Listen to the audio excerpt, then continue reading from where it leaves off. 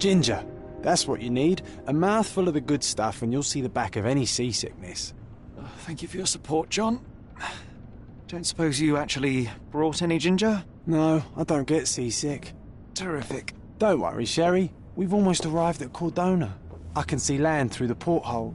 So much for docking by tea time. The captain seemed more interested in his maids than in his maps. Oh, is Sherlock grumpy?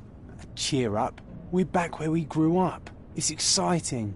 What's changed? What's the same? Ugh.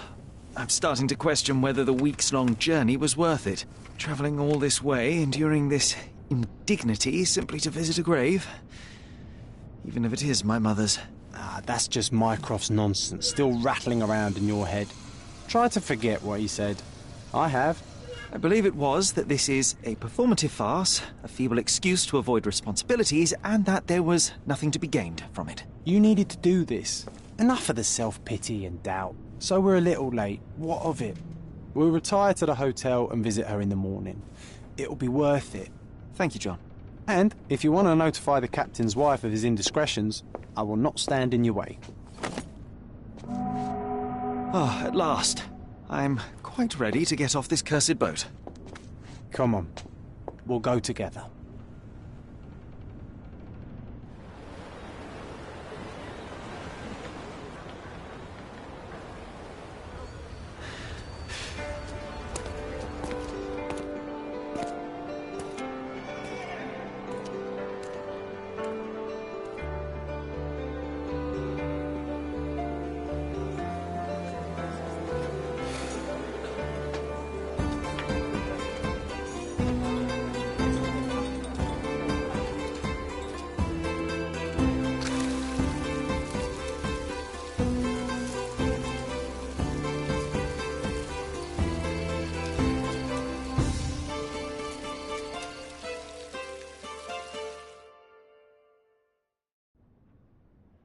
Hey, Sherry. Come on, catch up. Yes, yes.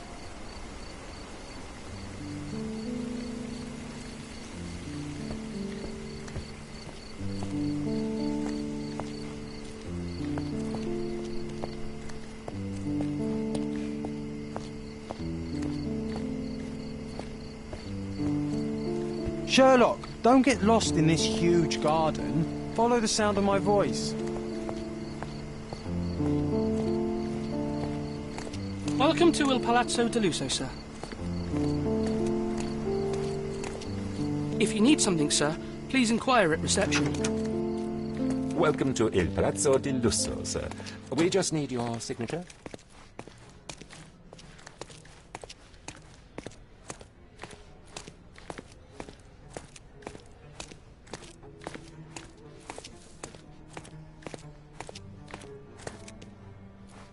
There you are.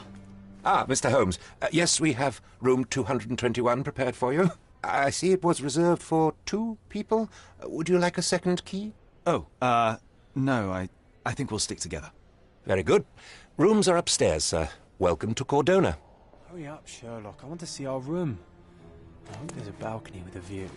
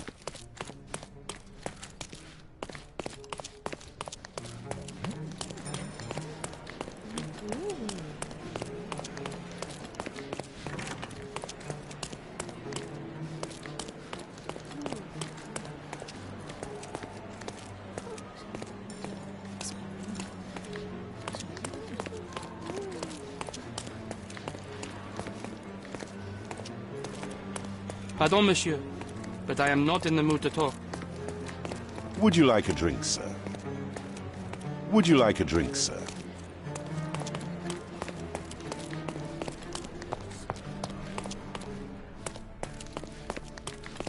I apologize, sir, but your room is not yet ready. Perhaps, in the meantime, you would like to relax in the foyer? Tonight, the restaurant is offering a complimentary marlin ceviche to all our guests. Let's check what they have on offer.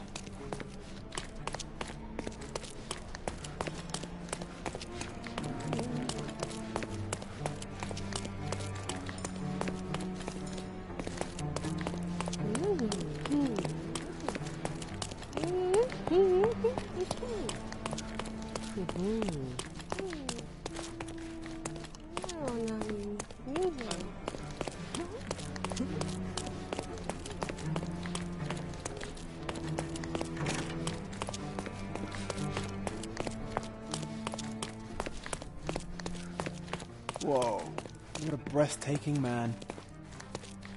Those are the sharp eyes of a man with a bright mind. Almost like mine.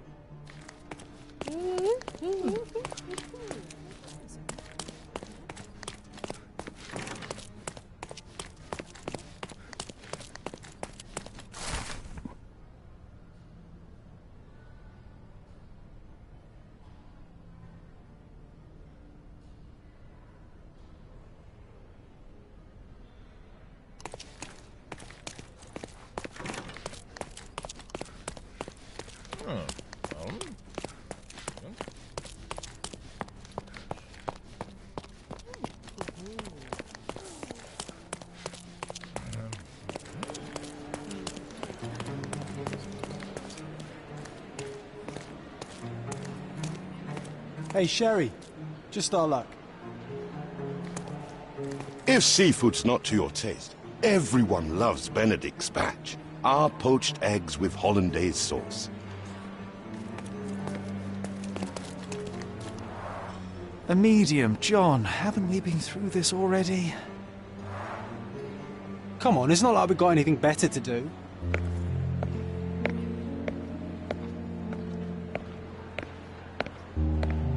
Excuse me, sir, but I believe Mr. Galich is conducting a séance at the moment. Perhaps you'd care to have your portrait drawn while you wait? Why? Pardon me?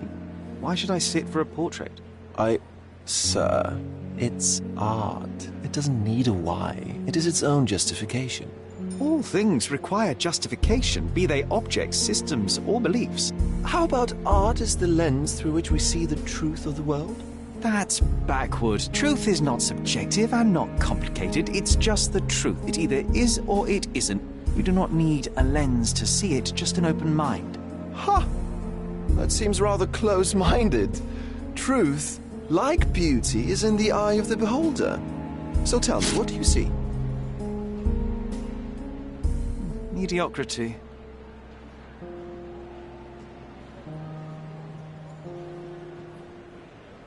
Come now, Sherry, what did he do to deserve that? The servant mentioned ceviche at the bar, Sherry. You should grab us some, and I'll find us a table. I'm starving. The servant mentioned ceviche at the bar, Sherry. You should grab us some, and I'll find us a table. I'm starving.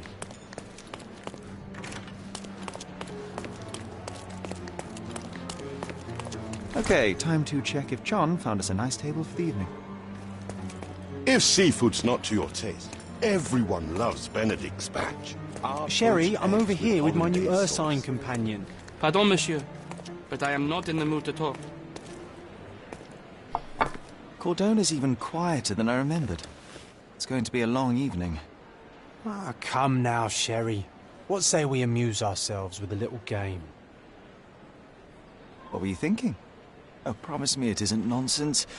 After being cooped up on that boat, I am itching for activity. No. As you can see, someone left a cane on our table. I simply thought you could identify its owner. Ah, so it is nonsense. It'll take me a minute, John, at most. Well then, you can deliver it to him as well. Deliver it to him? Then what are the staff here for? Aesthetics?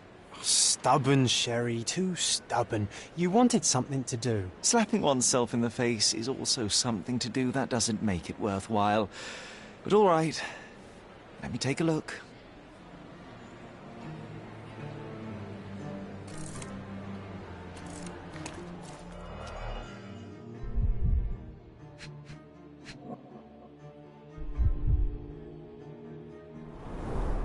The hand grip is a head of a golden Javanese statue, probably stolen from a temple. The dents suggest it has been used as a bludgeon.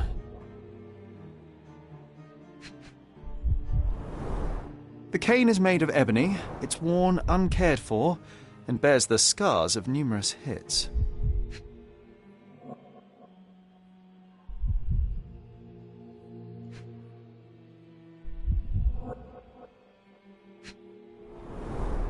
A crest depicting a bulb of garlic in a meadow, perhaps the Fielding family or Meadows, or Craven, from the Old English name meaning garlic place. This cane is an expensive and ostentatious weapon. Its owner must be vain, volatile, and of noble English blood. Take it with you, Sherry. Let's return it to its owner. All right, I hope you noted down your observations in your casebook. But how are you going to find this nobleman? The cane itself is not enough. I may have to ask other guests if they saw who was here.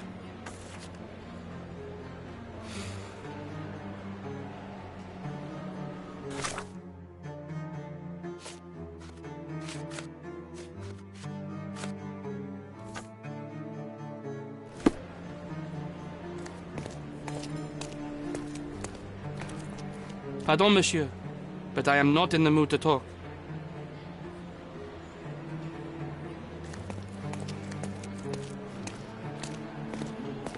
Is this familiar to you? That's a question I can answer.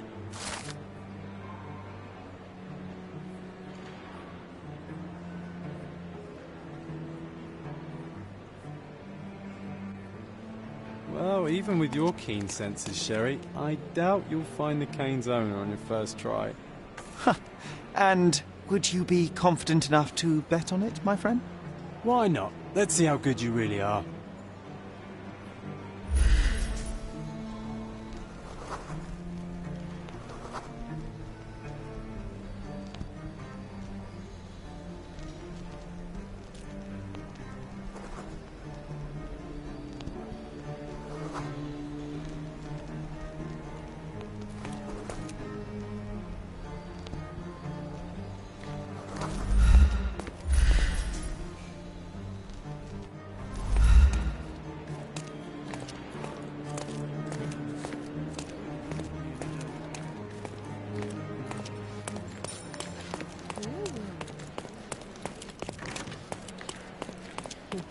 Do you know anything about this?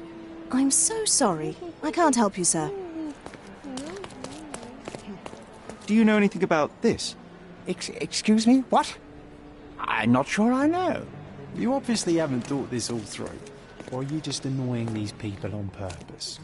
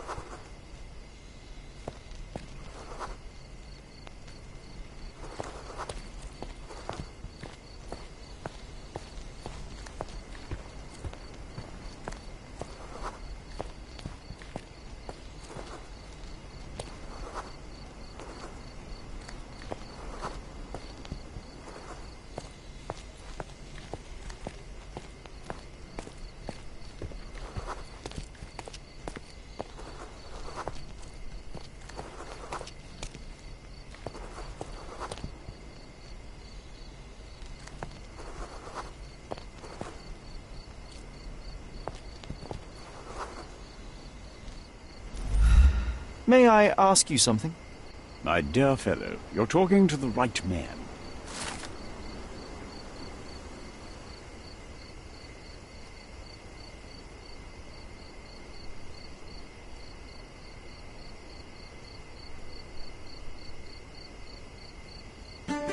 Sherry, don't we now have the perfect excuse to visit the séance?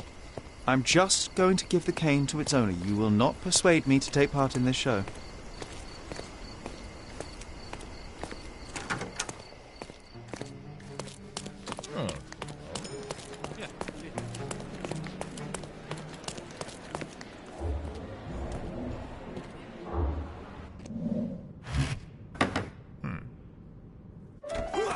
This hotel, this island, it's full of thieves. First my cane, now the diamond. Take your hands off me! Do you even know who I am?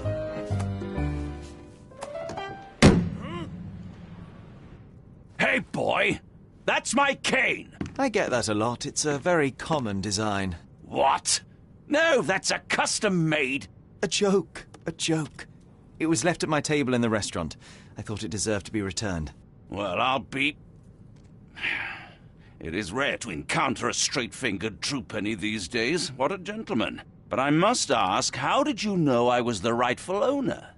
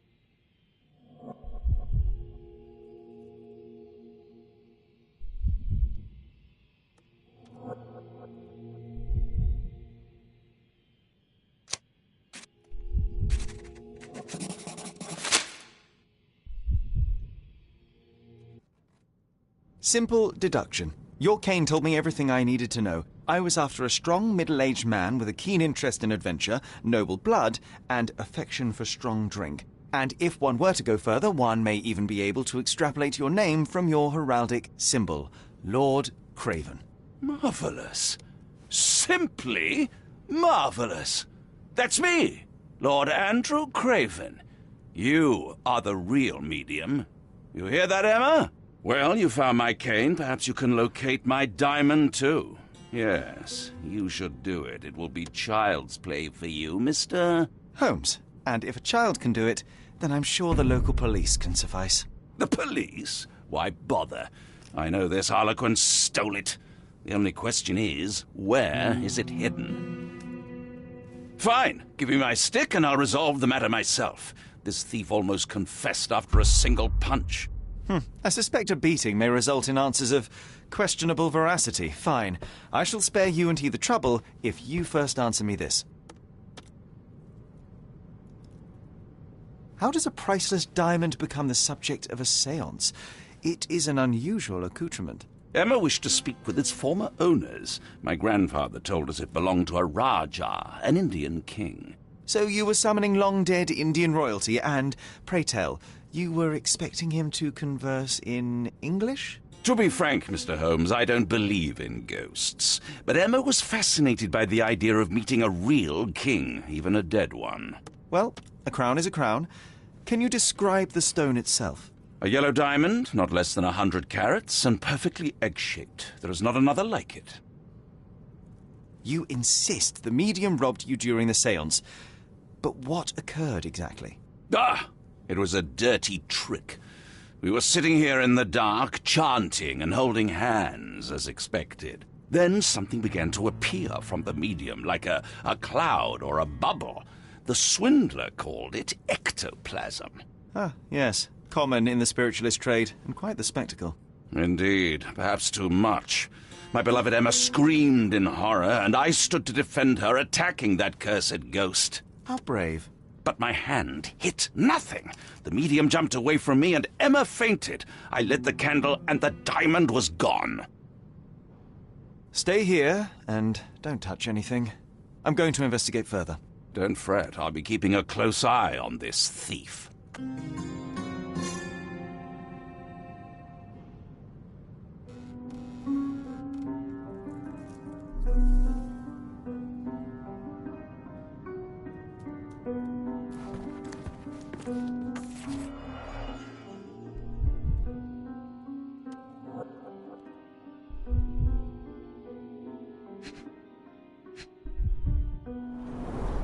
There are light traces of rouge on the edge of this wine glass.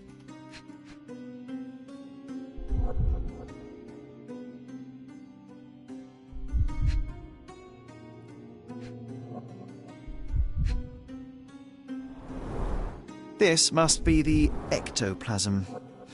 Too bad there's not enough for a proper chemical analysis. Ectoplasm.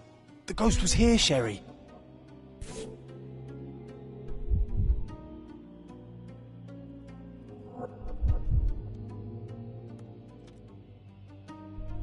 This...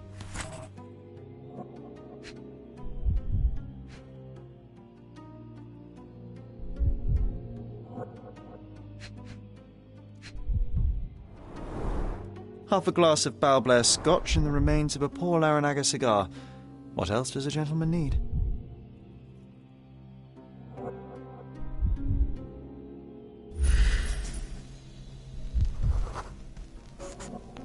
The diamond was placed on the table so that all participants could reach it.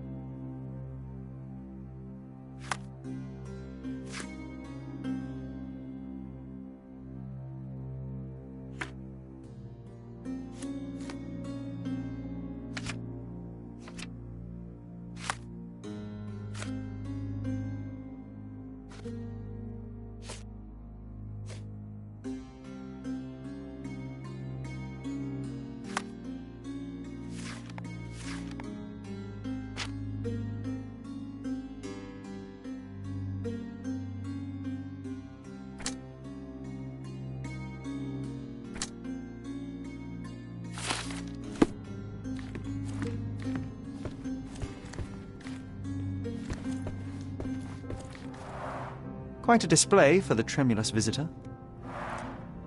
How can you not love this stuff, Sherry? It adds so much atmosphere to the room.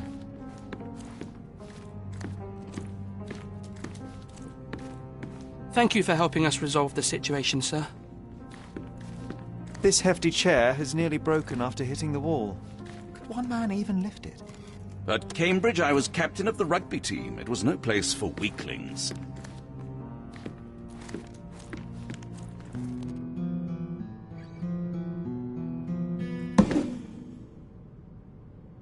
What happened here? I don't know. The ghost. I summoned it as usual, but then it all went wrong. The lady screamed and pointed at Lord Craven. And there was a shadow. Such a mystical force. It terrified the lady. And it must have taken the diamond. Who else could have? Do you feel the presence of any supernatural entities at the moment? Are you joking, sir? My nose is broken, this maniac wants to kill me, and you're asking about the spirits? I suppose this can wait. I will investigate, and the culprit will be identified. But the stubborn brute Lord Craven blames me right now. As if I could do something like that. Perhaps you can reason with him? Please? Seems like you're ready to delve into your mind palace, Sherry. I'm sure you'll make some good deductions.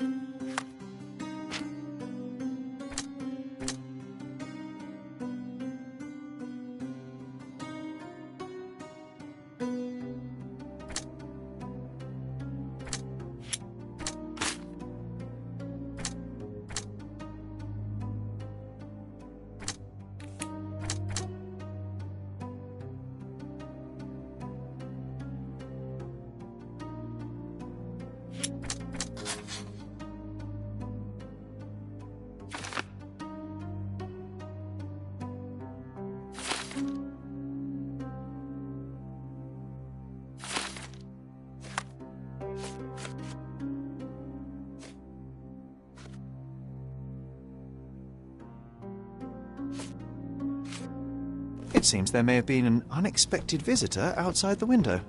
I hope it was the ghost of the Raja.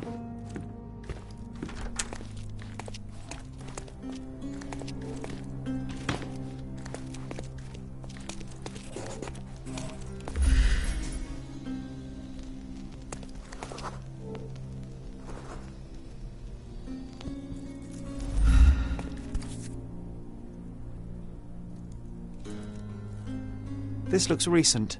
A shoe with a broken heel will surely leave scratches. All right, John. Do you think a ghost could leave this footprint? I'm reserving judgment. Use your keen eye to follow the trail.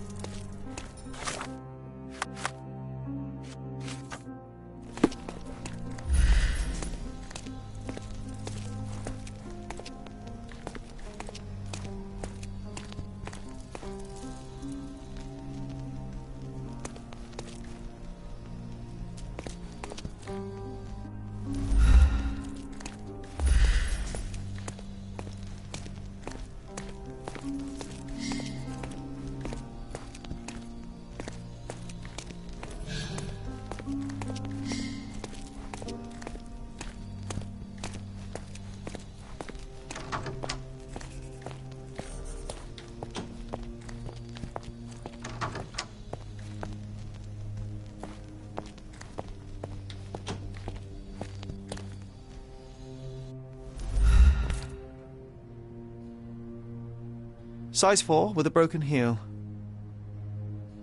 Rose D'Amour. All the maids in the hotel wear this exact shoe. So, definitely not the ghost of a Raja? Unless... No, what a shame. Our witness was a nosy maid. Searching the entire hotel could be difficult. Perhaps the other maids can help us find her.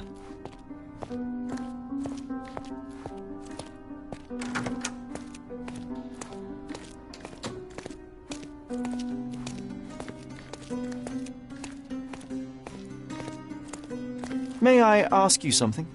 Oh, yes. I can tell you everything, sir.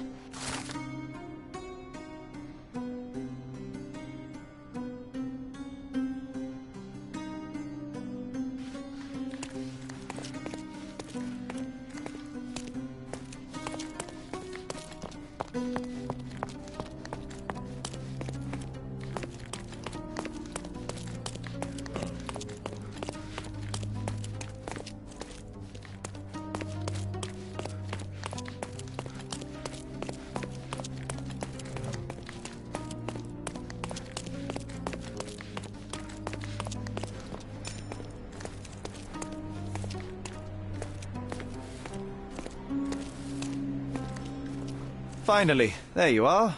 One would think a maid would be easy to find in this place. I'm sorry, sir. Do you need more towels? No. You are the maid who saw the ghost in the séance room, yes? How did you know? Simple. You changed shoes after breaking a heel while fleeing the scene. I'm sorry, sir, but if I may ask, who are you? A precious diamond was stolen during the séance. Lord Craven entrusted me with its recovery. I'm sorry, sir, but we are forbidden to discuss the private matters of our guests. Are you also forbidden from peeking into private rooms, Miss? Saletta. Lucia Saletta, sir. Tell me, Miss Saletta, what would your manager say if he knew you were spying on guests? Oh, please, sir, don't tell him. I have a family. I need this work. I won't, but only if you answer my questions truthfully. And don't play coy. I can tell. Describe what happened during the séance. A lady and two gentlemen were sitting at a table, touching their hands to something. The medium started to whisper and chant, and a ghost appeared.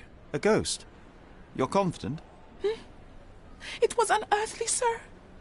It grew from the medium's chest. A glowing cloud or a bubble. I pressed closer against the window to see better. And the lady saw you? How did you... Yes! She screamed and pointed, so I hurried to escape, and I broke my heel. But I did see the ghost. A sickly, evil thing. And that's all you can tell me? Did you see any of what happened next? The medium, Mr. Gallici, he was doing something with the ghost. He grabbed at it like he was trying to catch it. And then I ran. I suppose I should be grateful you endured these horrors for such a long time. All right, I have your account memorized. Good day. You scared the poor girl, Sherry. Did she really deserve that? We all got what we wanted. She talked. I stay silent. Oh, let's get back to the crime scene. I always love seeing you explain simple things to simpletons.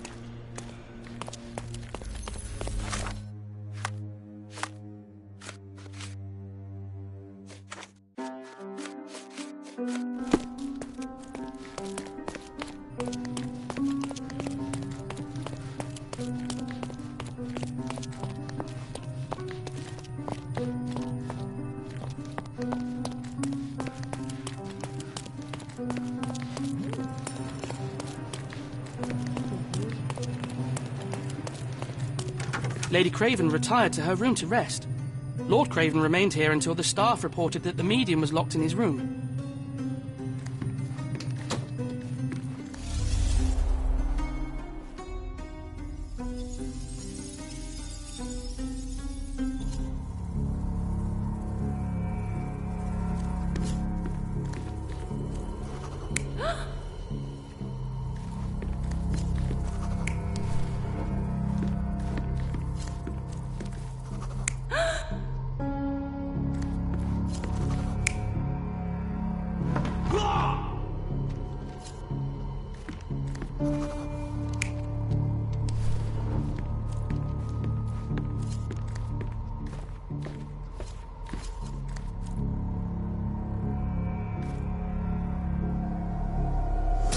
It all began when the lady screamed and pointed at the window. Lord Craven jumped up, ready to face anything, ghost or human. The medium shrank back in dismay. He was not expecting such a reaction and had to quickly hide the ghost. The lady was the only one left touching the diamond, at least until she fainted. Amazing. It's like you saw it with your own eyes, sir. Oh, I forgot that you were here. I guess I should discuss all of this with Lady Craven. The Cravens are upstairs in room 226. It is one of our finest suites. If the lady was touching a diamond, then she would have felt the ghost take it. What do you think it felt like, Sherry? A jellyfish?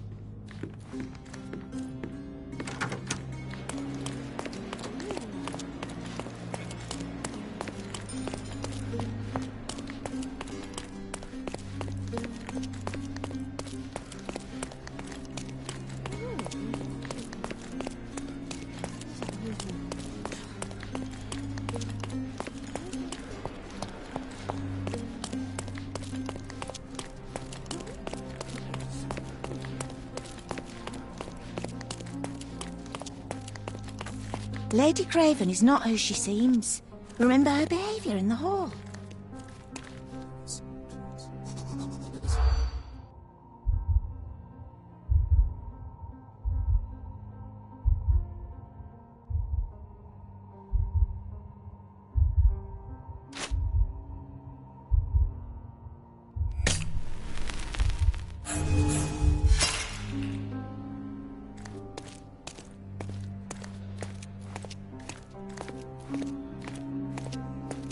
Lady Craven is not who she seems. Remember?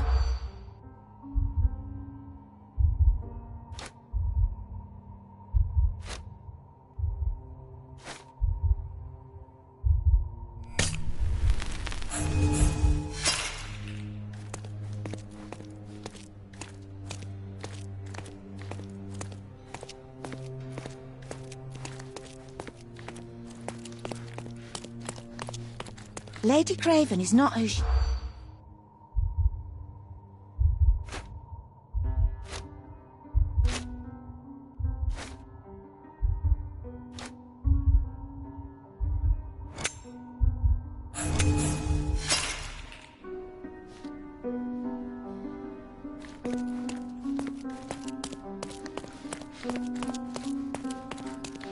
Lady Craven is not who she...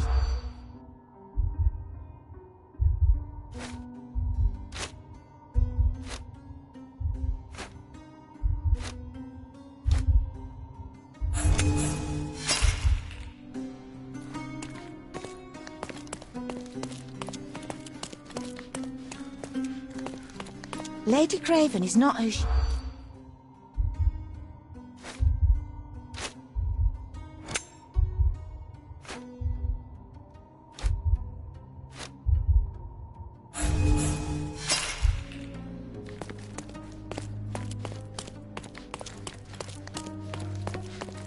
Lady Craven is not who...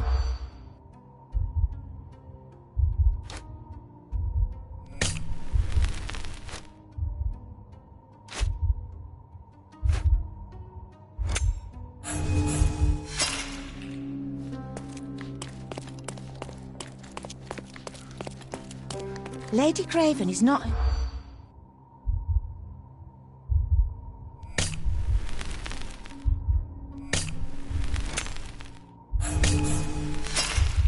I was being very stealthy, Sherlock, and you threw it all away.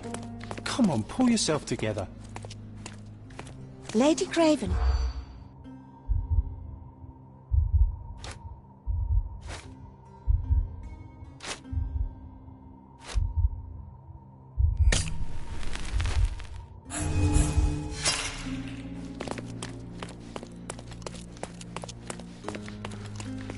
Lady Craven is not...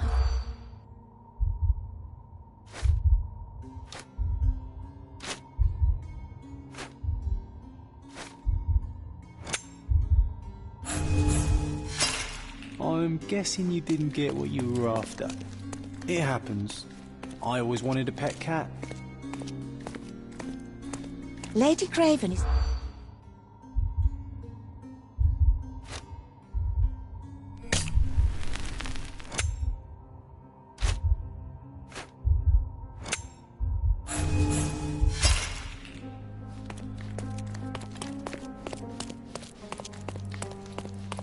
Lady Craven is not...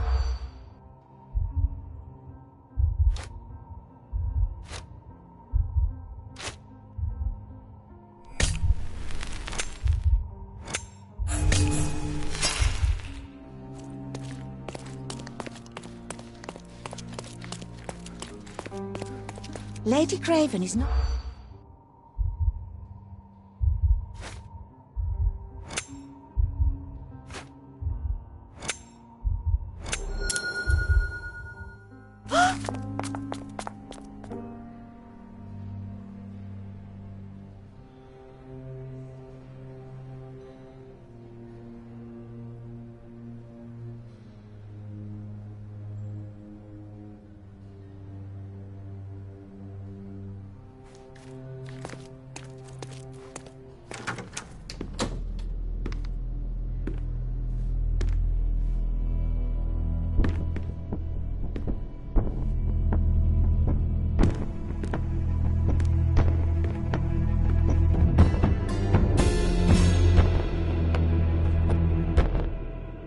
You're here, at last. I didn't do that. I swear, I found her this way. Well, I did have some questions for her, but it seems I've arrived too late.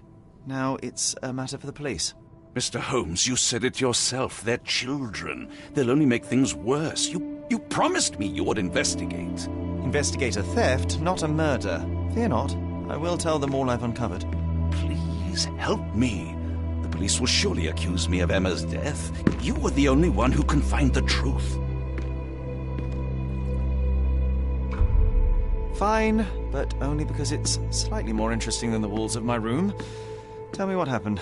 Look, after you left, I waited in the seance room until the servants locked up Mr. Gallici, the medium. And was your mistress there too? Oh, so you know? I suppose I shouldn't be surprised.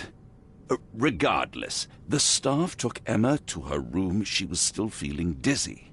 So you didn't follow her. Interesting. Is Mr. Gallici still being held? And where did the servants secure him? He's in room 225. But that pigeon-livered man at the reception desk refused to give me the key. Well, I will have to visit reception myself then. Perhaps he will listen to reason. Where did you go instead? To the bar. It had been almost an hour. I see. And how long did you stay? I partook of a well-earned whiskey or two before retiring upstairs. Ask anyone there. Now we arrive at the tragedy at hand. So what transpired after your detour to the bar? I headed up to my room to find Emma on the bed. I didn't pay her much attention at first. I was still preoccupied with that damned medium. But when I realized she was silent, I drew closer and discovered she was dead. What's more, the diamond lay right there beside her. Oh, well, that is splendid news. Splendid? The return of the diamond will be cold comfort if I live out my days in a jail cell. You must help me. Let me see what I can find. Barely an hour has passed and you already have yourself a murder mystery, Sherlock. Why am I not surprised?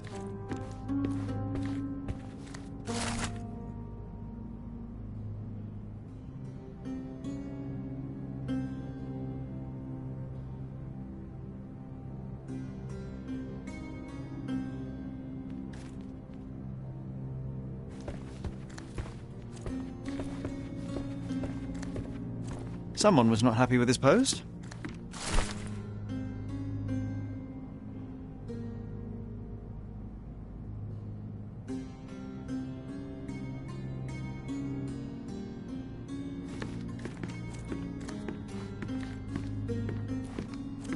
Someone was not happy with his post.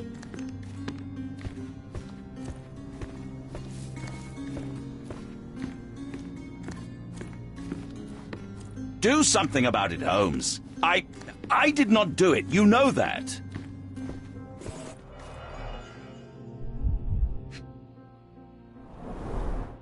Fard Rouge Calomel Mascara, a real altar of beauty for the travelling temptress.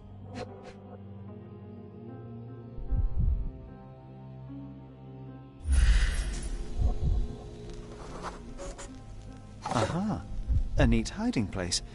Why would she conceal all of this?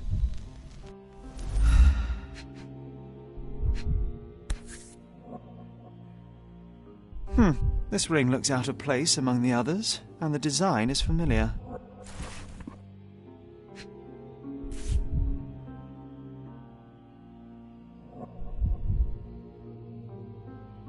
Virtus Audacta Sapit, courage tastes bold. A unique family motto. Several £1,000s, that's quite a fortune. The mystery deepens. A victim with a checkered past and poor taste.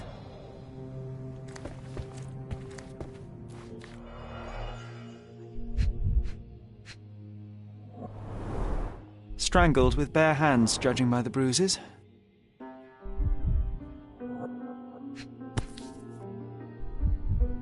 This must be the missing diamond. A tremendous specimen, now forever tainted.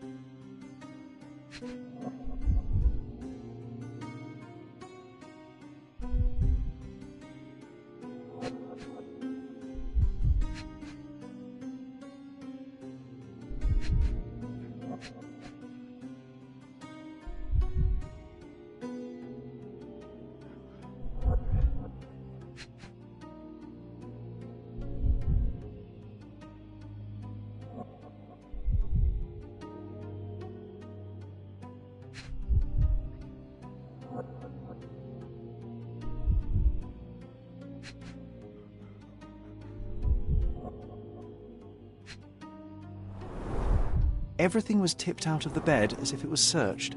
I think she stole the stone. It's certainly possible, but we won't get her confession now. Well, there is a professional medium right next door.